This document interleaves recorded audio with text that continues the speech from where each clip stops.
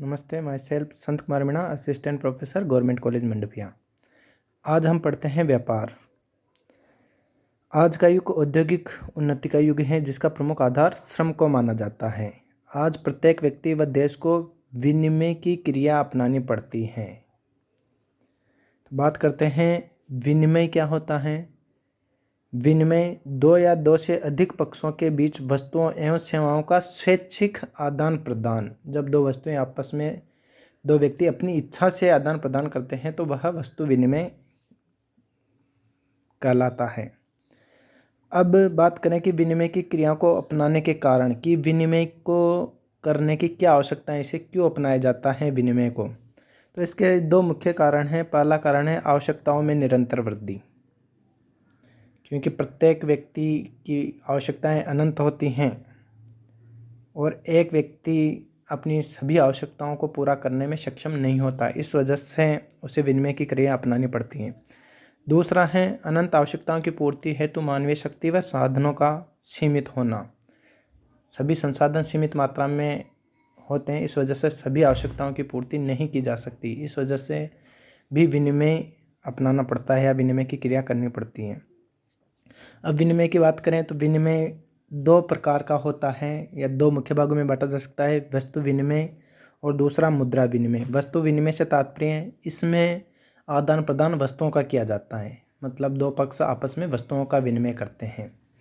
मुद्रा विनिमय या मौद्रिक अर्थव्यवस्था, इसमें क्या है, इसमें वस्तुओं का आपस में आदान प्रदान नहीं किया जाता, जबकि मुद्रा के माध्यम से वस्तु को खरीदी या बेची जाती है। इसमें वस्तु की जगह वस्तु प्रदान नहीं की जाके वस्तु को लेकर मुद्रा दी जाती है। तो ये मुद्रा विनिमय या मौद्रिक अर्थव्यवस्था भी इसे कहा जाता है। अब बात करें व्यापार क्या होता है, तो सामान्य अर्थ में लाभ प्राप्त करने के उद्देश्य से वस्तु का किया गया क्रय विक्रय व्यापार कहलाता है। दूसरे शब्दों में अपन बात करें तो उत्पादन से लेकर विपणन तक की सभी संपादित आर्थिक क्रियाओं को व्यापार कहा जाता है।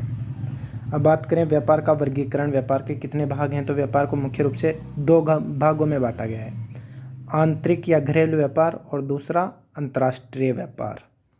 अब बात करें आंतरिक व्यापार क्या होता है। आंतरिक व्यापार से तात्पर्य है ऐसा व्यापार जो देश की आंतरिक सीमाओं में किया जाता है, आंतरिक व्यापार कहलाता है। जैसे भारत में कोई व्यक्ति चित्तौड़ का है और वो कोटा के किसी व्यक्ति से व्यापार करता है, तो इसे आंतरिक व्यापार कहते हैं। मतलब अपने देश की सीमाओं के भीतर किया जाने वाला व्यापार आंतरिक व्यापार कहलाता है।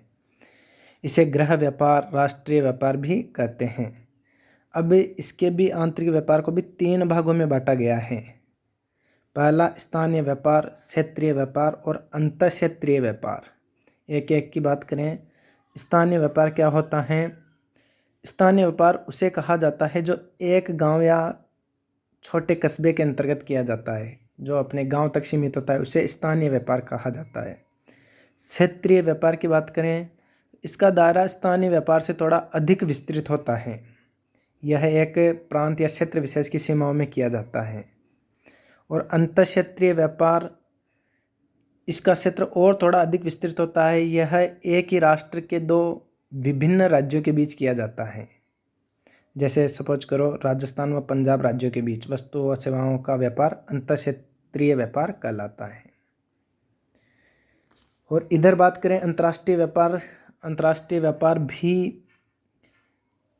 व्यापार कहते किसे हैं, तो दो राष्ट्रों के मध्य होने वाला व्यापार अंतर्राष्ट्रीय व्यापार कहलाता है। यह भी तीन प्रकार का होता है, आयात व्यापार, निर्यात व्यापार और पुनः निर्यात व्यापार।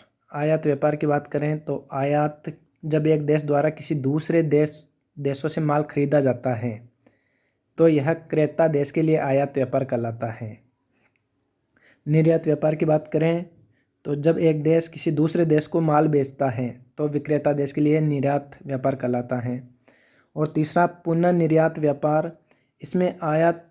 इसमें निर्यात करने के उद्देश्य से जब कोई देश आयात करता है तो इसे पुनः निर्यात व्यापार कहते हैं। धन्यवाद।